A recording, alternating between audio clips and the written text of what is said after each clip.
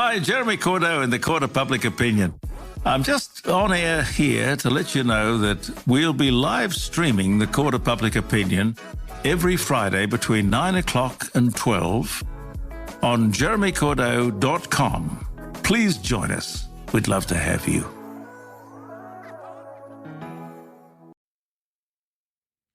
Does life sometimes feel manic and out of control? How many small things just build up and then they feel like they're overwhelming you? What can you do? Let's talk about habit creation. I want you to think about activities that you habitually do every day. We don't often think about the small habits that we have, such as pouring our cereal, getting the milk out of the fridge, putting cups in the dishwasher. Oh, hang on. I don't think that many people in my household have caught on to that habit yet. Washing and brushing your hair, brushing teeth. All of those things are habits. We have them, but we don't even think about them. They don't take up much space in our brain. If we manage to turn other behaviours or tasks into habits, we can take a pressure off our brains because these things will be done without thought. So maybe before you go to work in the morning, the night before you could get your clothes ready. There's one less thing to do. If you do this every night and just keep doing it, it will become a habit. That habit will save you time and energy. You might decide to get up 10 minutes earlier. In doing so, you could have a cup of coffee before the kids get out of bed.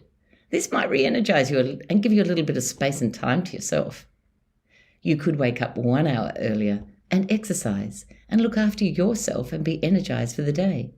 In order to create an exercise habit, you could, as I do, put your clothes and your shoes ready by your bed. And when that alarm goes off, you just roll out of bed and put them on. Have a think about some of the things in your life that you can create.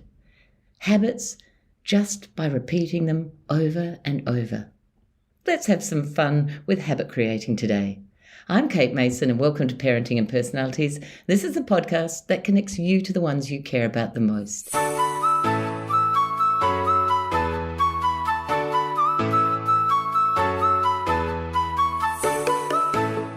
Oberbroeckling is passionate about helping mums who want fulfilling careers or side hustles or passion projects, while also wanting to feel present and connected with their families.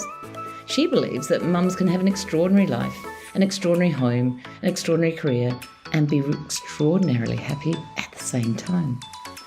Laurie wrote Secrets of Supermom, how extraordinary mums succeed at work and home, and how you can too, to share tips, strategies, and quick wins for mums that want it all. Laurie is a wife and mum of 4, all while working as a leader in a corporate America and nurturing several side hustles. She has a bachelor's degree in psychology with graduate training in marriage and family therapy and counselling. She helps mums that want to develop all the skills and habits and confidence to happily have it all.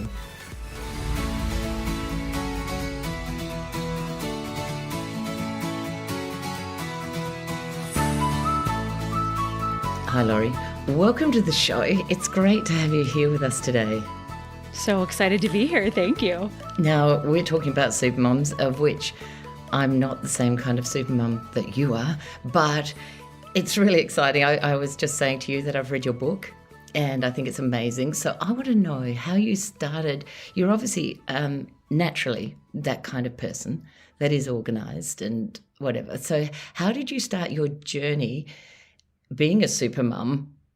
I guess it started with having kids. So tell us about it. It's true. That did officially start it. Yeah, I think so. I have always wanted to do all the things. So I have always loved being busy. Things are easily passionate for me. And so in order for me to get to do all the fun things I think that exist in this life, I had to be organized and I had to understand how to fit all the parts together. Otherwise, things aren't possible, right? Because we only have so much time for real. And so then, of course, once I had children, I wanted to spend all of my moments with them. and still have a career because that was still important to me, and still do some really fun stuff in my life because that was really important to me.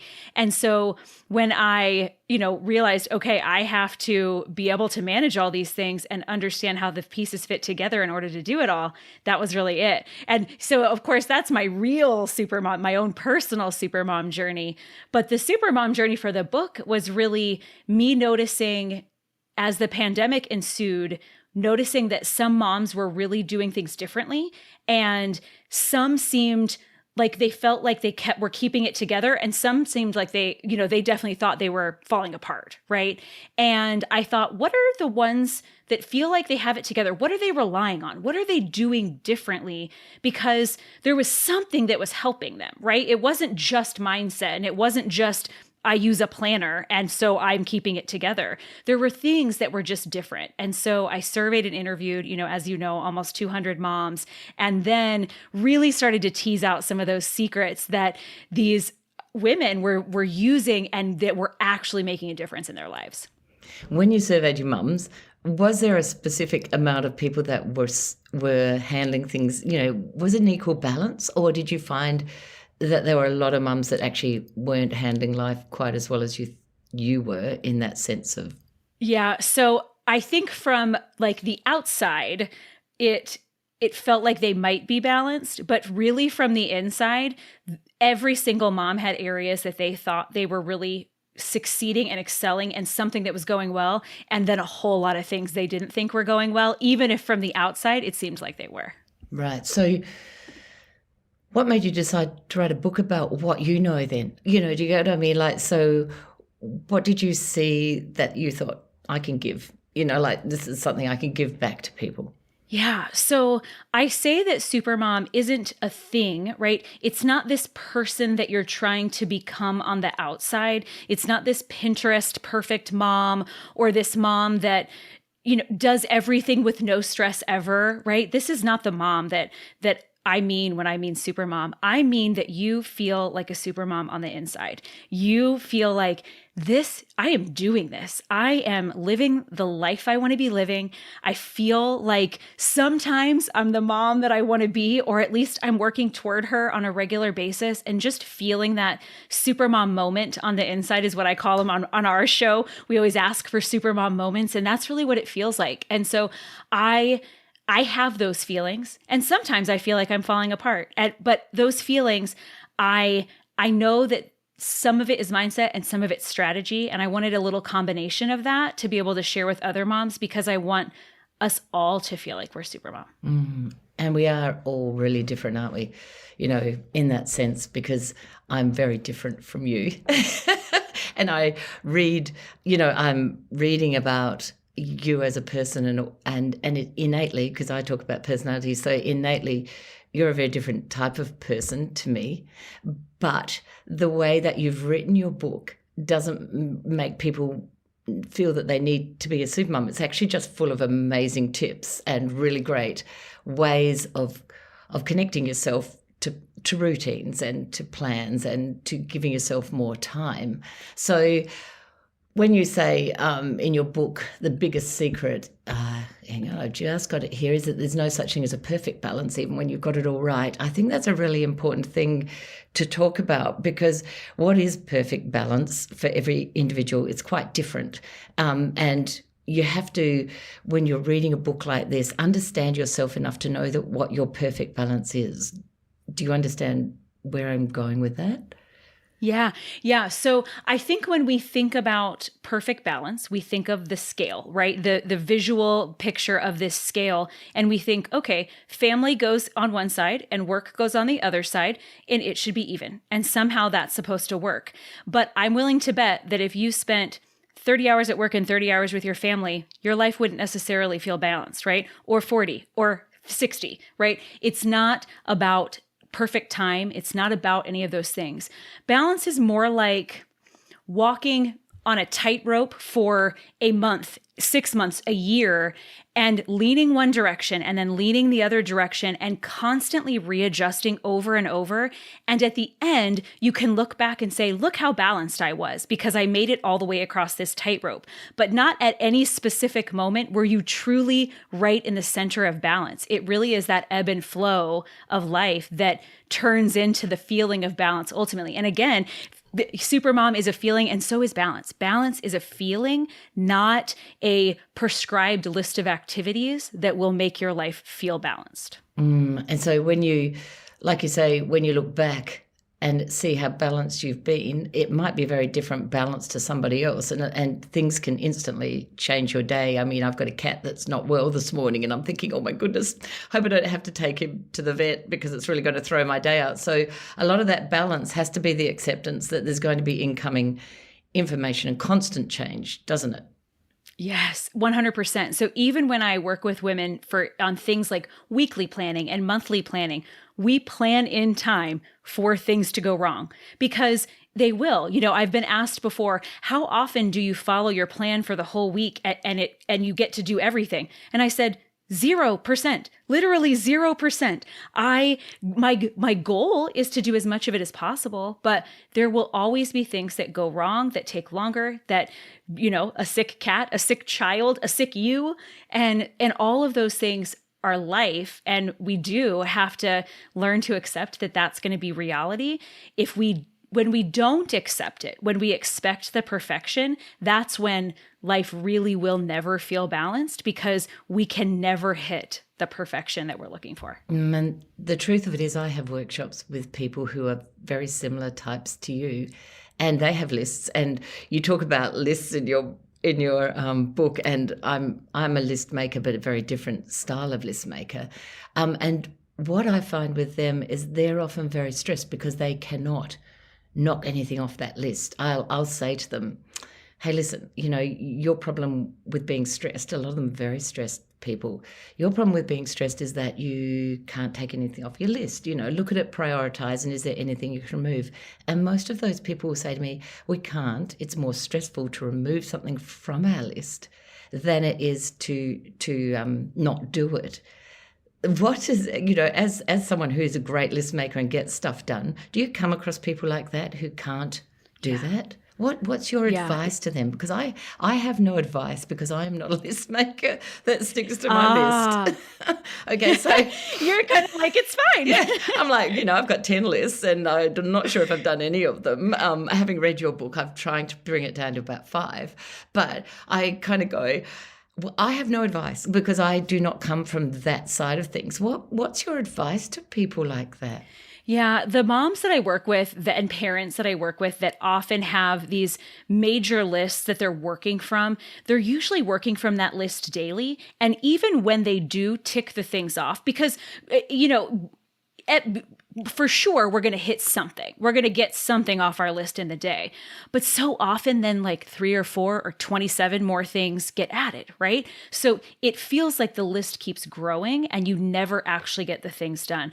So we really do work hard in our groups and with the moms that we work with. We really work hard to look at our master to-do list once a week. And that's it. So we are looking at that and saying, what's the most important for this week? What do I have energy for this week? And we're adding that to our actual plan, and everything else gets to wait. And so by not staring at this undone list of things every day, it becomes less stressful, right? So it starts to take that down because then we're looking at a list of 1 thing or 2 things or 3 things, and that's far more manageable. Right. So you've basically got a general list for the week. So if anyone's listening, this is some wonderful tips, and maybe they should get in contact with you because I do understand that a lot of these people, they're really stressed. And like I say, I really haven't got that feeling myself. So that's a really great idea, is to look at it over a week and then just add in, because, yeah, life does. And see, those people that I speak to, they say, I have to have everything ticked off by nightfall. And as you say, you're throwing things in. Where does that ever happen? It's right. And then so often those people, those women, those men, those parents, they go to sleep or they get ready for bed, right? They get into bed and they don't feel like they had a successful day because they didn't hit some level of to-do list checkoff that was probably even impossible, right? Impossible for even the fastest, most efficient, most productive human could have never done it. And they didn't, and they don't feel like their day went well. And for that feeling to be yours at the end of the day, I want us to go to bed going, yes, I did it today. I won the day and I get to win tomorrow. And yes, I can and I will and I get to. Really good idea. Okay, beautiful. That's a great solution for me to help people with as well, in that sense. So habits, let's talk about habits. I know that that's one of your key secrets. I was going to ask you, what's one of your key secrets? Can we talk about habits? Please, yes.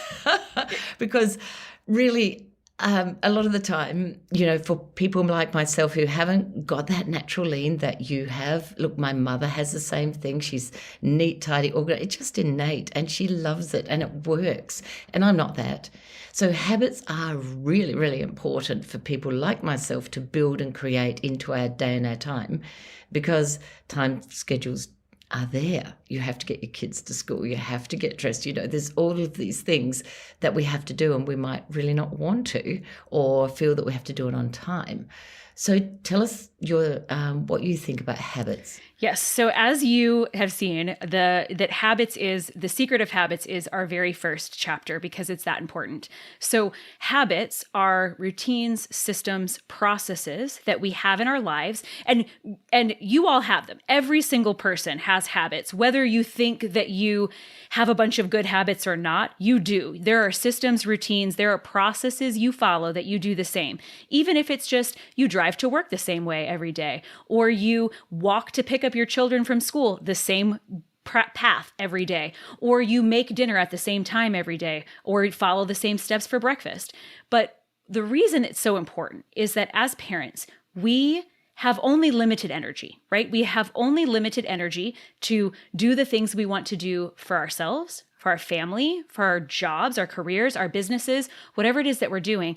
And if we waste that doing things differently every day that we could very easily systematize, then we are wasting that energy on things that don't matter as much. And the most important things don't get our energy, or we're so exhausted that we've spent that energy already and we don't have it left for the things that are really important to us.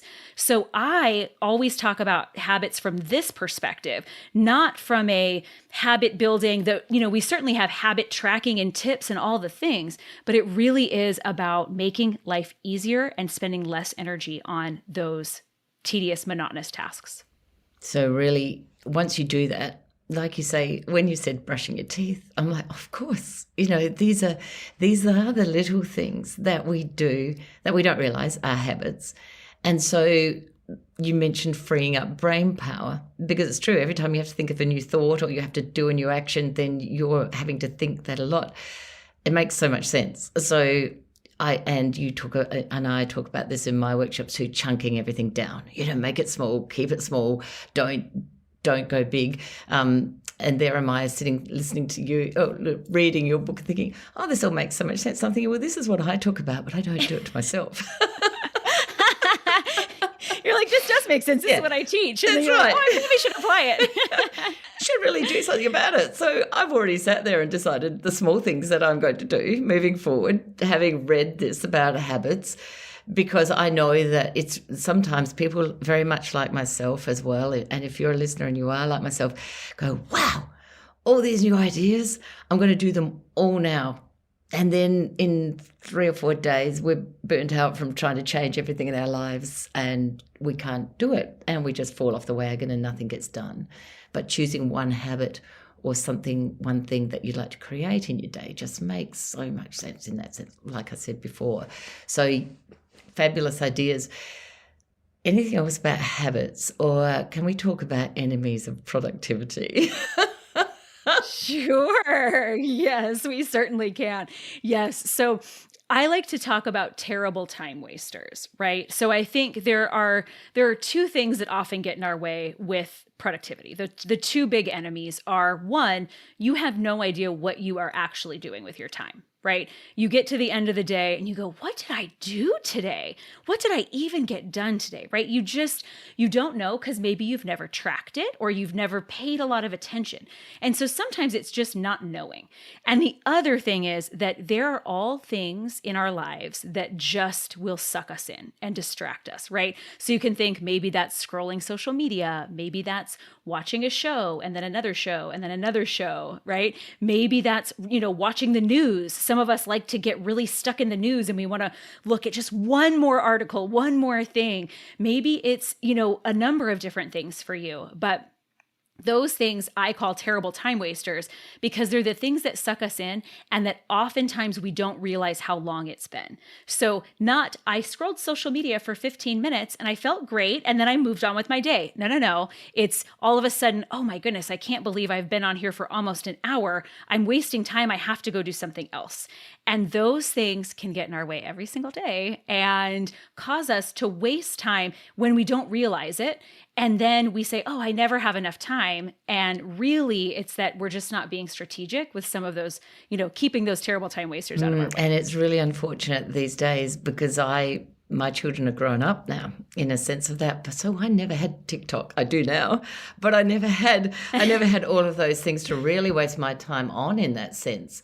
So I was like, back in the day, as we say, when we're this old, there wasn't any phones to watch. We didn't have those time wasters. We obviously wasted our time in different ways, but they are really hard things to get rid of, hard to put down because that's how it's all designed.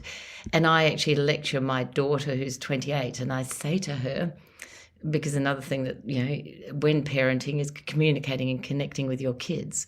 And I watch so many people handing their children iPads and stuff like that and not talking to them. Every day I say to her, if you're thinking of having children, just check over there, see how that child's misbehaving. That mother's on her phone and she's not teaching communication, blah, blah, blah, blah, blah. And she rolls her eyes and I'm just hoping some of it's going to sink in. But it's really true. And when I was reading your book on the day I was throwing it really fast, I didn't waste any time. I actually read each chapter. And after I'd read it, I needed a break. So I'd go off and do something. And as I said to you, I got more done in that day than I did in a week. And they always say, give a busy person something to do and they get it done. And I spoke to this, I have a beautician who is you, and we had to chat about, and I was chatting about your book, and we were talking about the person that everybody, nobody wants to be the leader in the PTA or whatever, and she said, that's me. She said, the other week, is exactly like your story had told the other week, nobody wanted to do it. And she said, it's a really valuable thing to have. So I volunteered. Now, as a personality type, I never volunteer for anything like that because I know it's going to be too much pressure and I can't be bothered. I'd rather not have the meeting if that was the case. So people feel very differently about this, but she feels that responsibility in that sense. What is it? Can you ever say no to anything? Do you get what I mean? As a person that you are, can you ever say no, even though you go, all those people are going to miss out on having a leader in that area?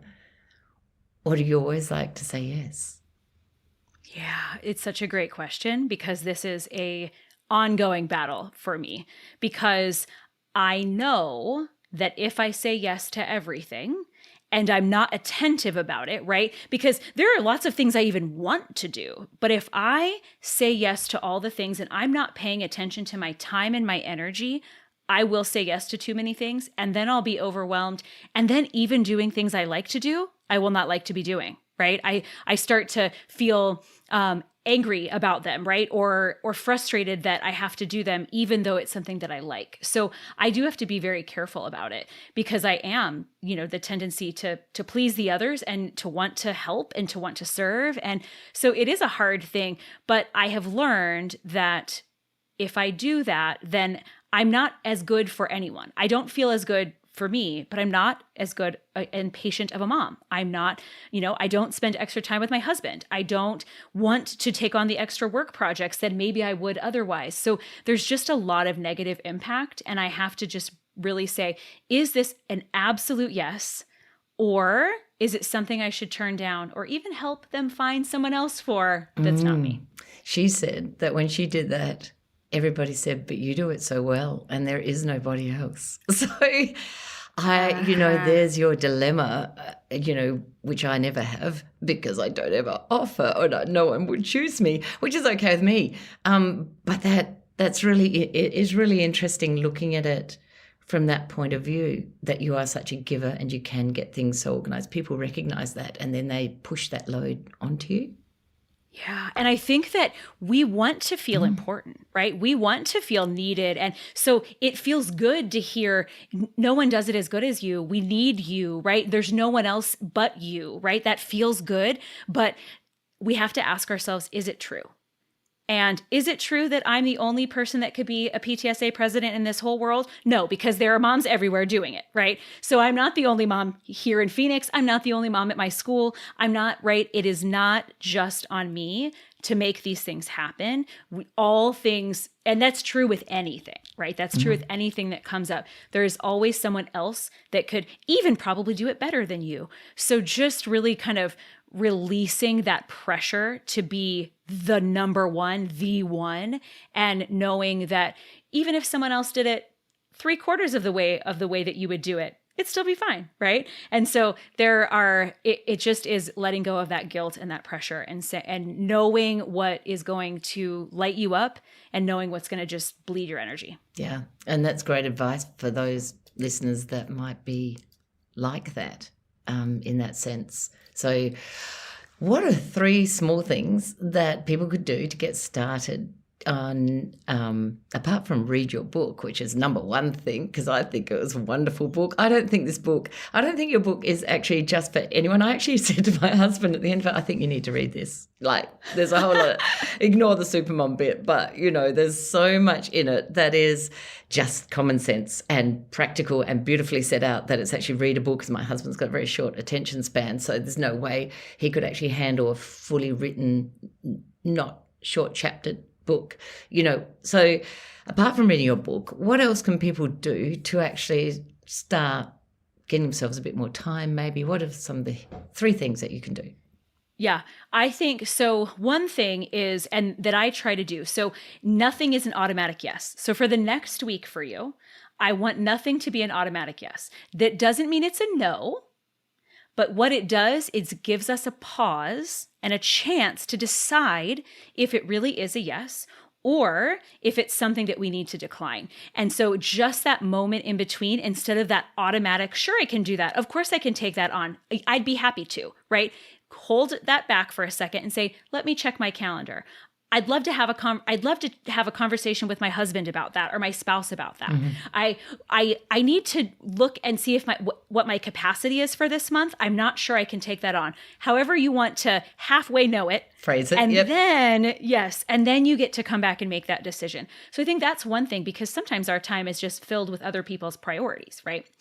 I think the other thing is decide on a small habit an area in your life where you'd like to add in a small habit, a little way of making things a little more routine so that you are not wasting energy there and you can have that extra energy for yourself. And then the last one, and Kate, this isn't actually part of the book, but it's something I feel like has been coming up for me over and over again, so I can't help but share it. And that really is assessing things on your calendar by energy. And so I say something is either an energy bleed, which means it's draining you, right? An energy block, which means it's not really giving you anything, but it's not taking so much. Or an energy boost, which means it's something that lights you up, gives you energy, makes you excited to be alive, right? And so take a look at your calendar. And if you've been feeling really exhausted, I'm willing to bet there's a lot of energy bleeds in there and not a whole lot of energy boosts. So I love looking at a calendar from that perspective, because it allows you to say, I'm going to take away some of these energy bleeds and I'm going to replace them with energy boosts and see how you feel differently. Excellent. Thank you. Thank you so much for sharing such a wealth of knowledge that you've got. And like I say, I've already put in place a couple of things from your book, and I'm really looking forward to learning more about being a super mum next time we catch up. Now, where can we find you? Where is your book? And here we go, too many questions, but you've got some great resources available. So can you tell us about that? I would love to. The best place is secretsofsupermom.com. If you go there, that is where you can find the book, the podcast.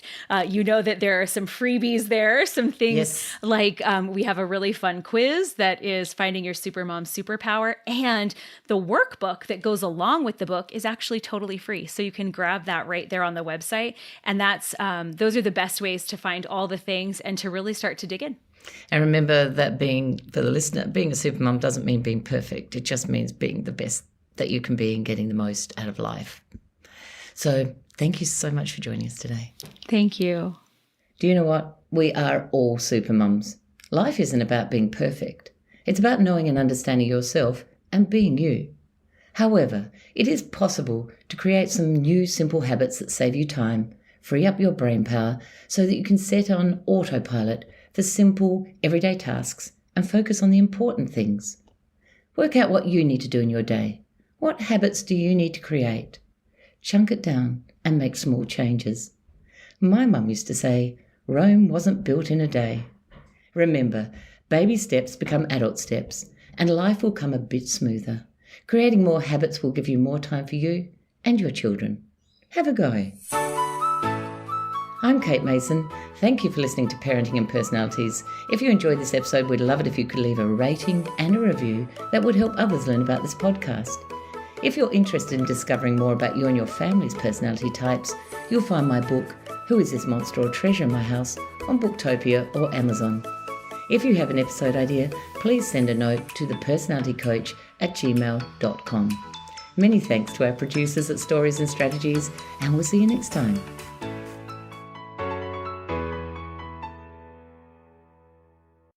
Hi, Jeremy Cordeaux in the Court of Public Opinion. I'm just on air here to let you know that we'll be live streaming the Court of Public Opinion every Friday between 9 o'clock and 12 on jeremycordeaux.com. Please join us. We'd love to have you.